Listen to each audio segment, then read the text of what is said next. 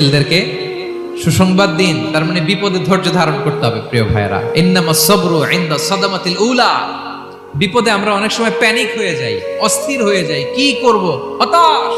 না, মুমিনরা হতাশ হয় না, ধৈর্য ধারণ করে। কি করে? কি করে?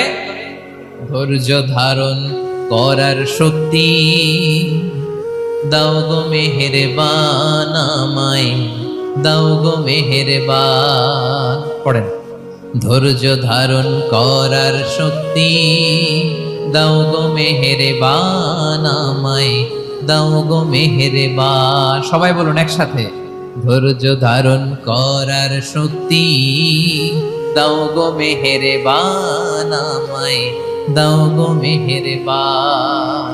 বুকের ভেতর ব্যথার নদী বইছে অবিরা, বইছে